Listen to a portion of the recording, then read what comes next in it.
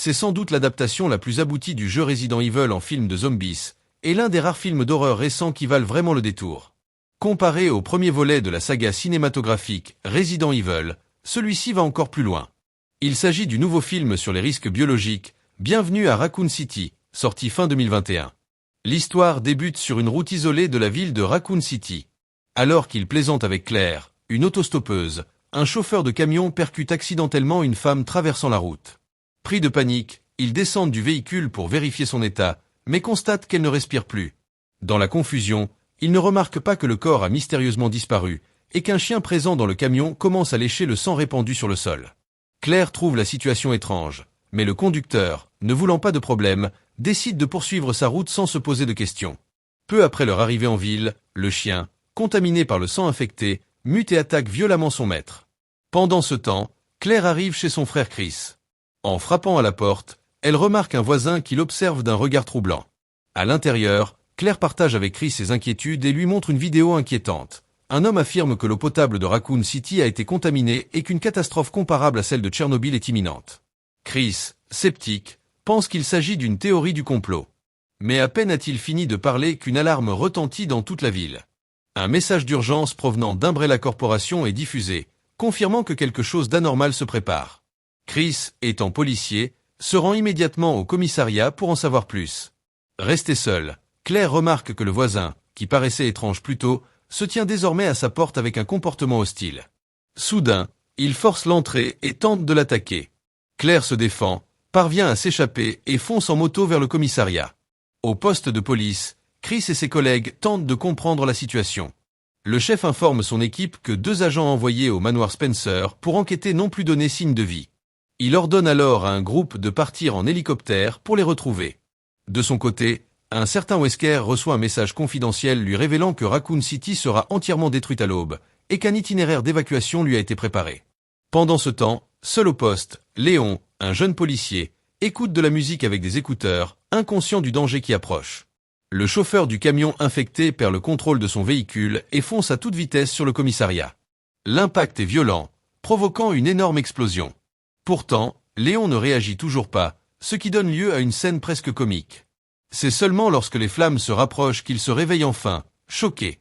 Le chef, voyant la situation dégénérer, prend la fuite, laissant Léon seul face au chaos. Mais en tentant de quitter la ville, il tombe sur les forces de sécurité d'Umbrella, qui ont bouclé toutes les sorties et tirent sur toute personne tentant de s'échapper. De retour au commissariat, il est soudainement attaqué par un chien mutant.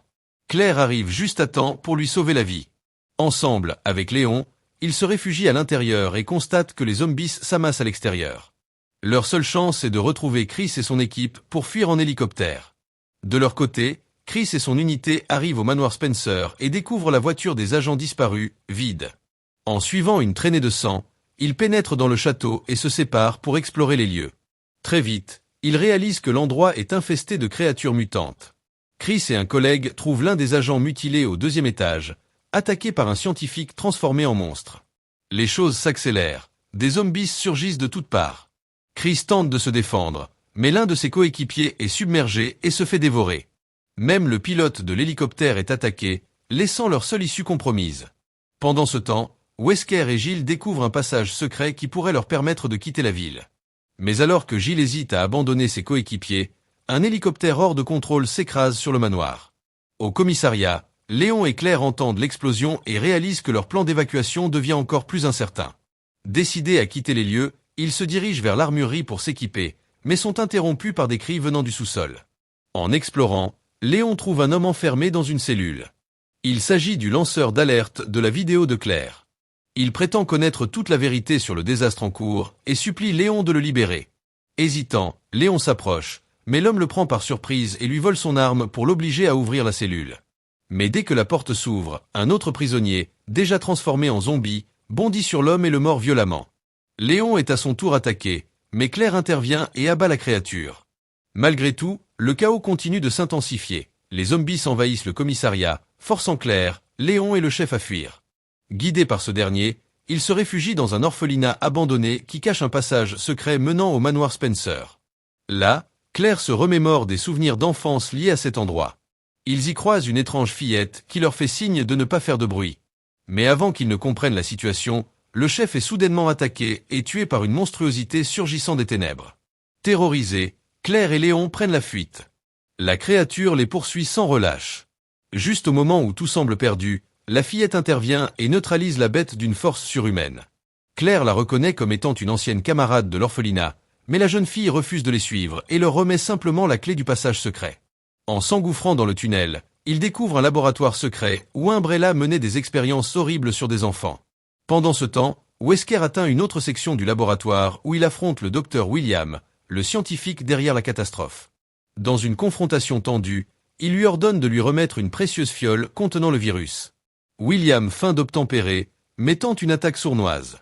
Wesker riposte et le blesse grièvement. Dans un dernier effort, William s'injecte une dose de virus, provoquant une mutation instantanée. Il se transforme en une abomination monstrueuse et se jette sur Wesker. Alors que le combat éclate, Chris et Giles retrouvent enfin le passage souterrain. Ils doivent maintenant fuir avant que Raccoon City ne soit rayé de la carte.